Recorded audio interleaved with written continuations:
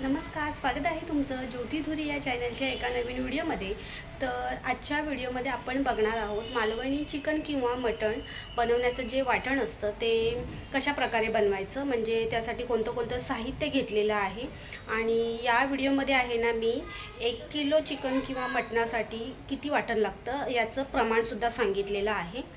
तर चला तर मी दाखवते त्यासाठी मी कोणतं साहित्य घेतलेलं आहे। आणि आपण असं वाटण तयार करून ठेवलं तर आदल्या दिवशी तयार करून ठेवलं तर आपल्याला अगदी झटपट असं चिकन किंवा मटण बनवता येतं, किंवा तुम्हाला जर हवं असेल तर तुम्ही त्याच वेळी सुद्धा हे वाटण काढू शकता। तर ते मालवणी चिकनचं वाटण कशा प्रकारे तयार केलं जातं त्याची रेसिपी आहे ना आज आपण बघणार आहोत।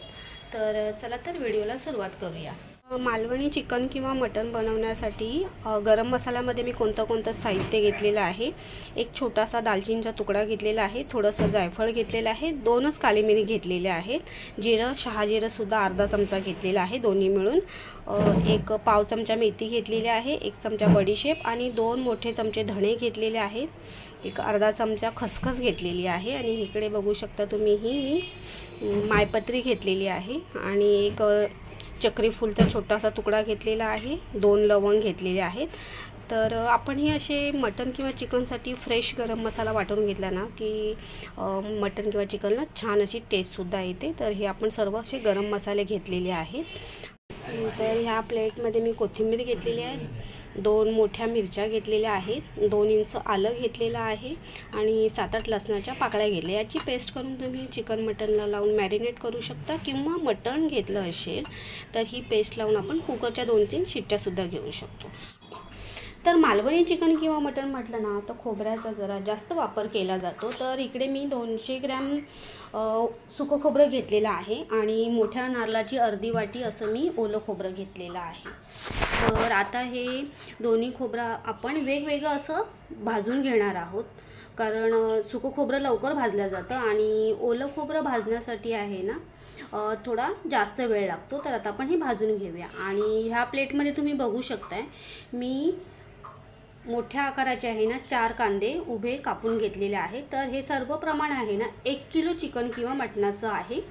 तर इकडे गॅस चालू करून आहे ना मी पॅनमध्ये सगळ्यात पहिल्यांदा ओलं खोबरं घातलेलं आहे। तर ओलं खोबरं सुद्धा आपल्याला स्लो गॅसवर आहे ना छान असं भाजून घ्यायचं आहे।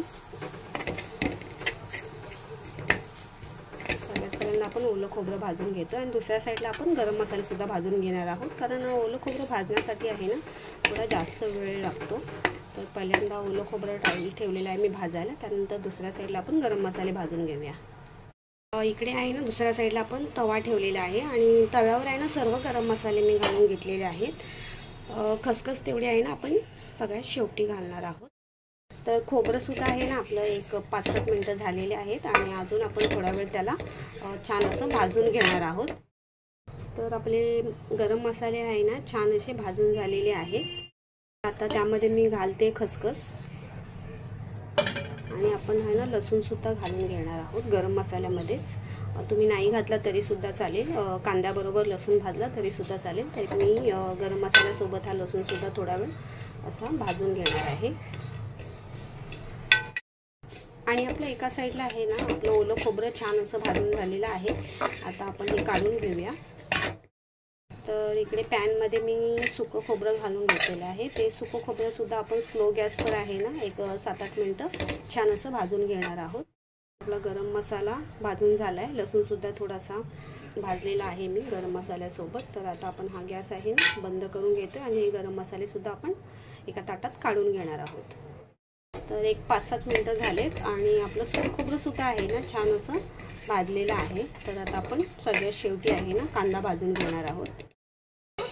तर सगळ्यात शेवटी आहे ना मी पॅनमध्ये घातलेला आहे कांदा, आणि कांदा घातल्यानंतर आपण त्याच्यामध्ये 1 चमचा असं तेल घालून घेणार आहोत, आणि आपण कांद्यावर आहे ना झाकण ठेवून कांदा स्लो गॅसवर छान असा भाजून घ्यायचा आहे आपल्याला। तर त्याच्यावर मी झाकण ठेवून देते। तर आता आपले आहेत ना कांदा खोबरं असं गरम मसाला सर्व भाजून झालेला आहे। तर सगळ्यात पहिल्यांदा आहे ना मी गरम मसाला वाटून घेते मिक्सरमधून। मिक्सरमध्ये आहे ना मी अगदी थोडंसं पाणी घातलेलं आहे। आता आपण हे वाटून घेऊया। गरम मसाल्याची पेस्ट आपली वाटून झालेली आहे। त्यानंतर आपण ज्या मिरच्या, आलं, लसूण आणि कोथिंबीर घेतली होती त्याची पेस्ट करून घेतोय आपण आता। तर आपली आलं लसूण मिरची आणि कोथिंबीरची पेस्टसुद्धा वाटून झालेली आहे आणि इकडे आपला कांदासुद्धा छान असा भाजलेला आहे। तर तो कांदा आणि खोबरं आता आपण सगळ्या शेवटी वाटून घेणार आहोत। आणि हे ओलं खोबरं आणि हे सुकं खोबरं आता हे सगळ्यात शेवटी आहे ना आपण त्याचं वाटण करून घेणार आहोत।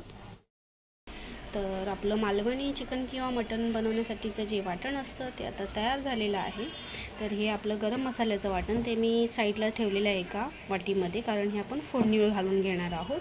त्याच्यानंतर हे मॅरिनेटसाठी किंवा उकडवण्यासाठी चिकन किंवा मटण, आणि हे आपण सगळ्यात शेवटी म्हणजे कांदा खोबऱ्याचं वाटण घालतो ते वाटण।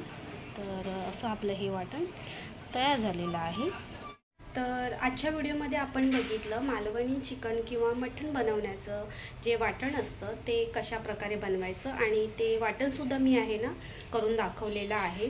तर तुम्हीसुद्धा अशा प्रकारचं वाटण करून मालवणी चिकन किंवा मटण नक्की करून बघा। आणि आजचा जर माझा व्हिडिओ तुम्हाला आवडला असेल तर व्हिडिओला लाईक शेअर, आणि तुम्ही जर आपल्या चॅनलवर नवीन असाल तर ज्योती धुरी या चॅनलला नक्की सबस्क्राईब करा। पुन्हा भेटू आपण अशाच एका व्हिडिओसोबत। तोपर्यंत धन्यवाद।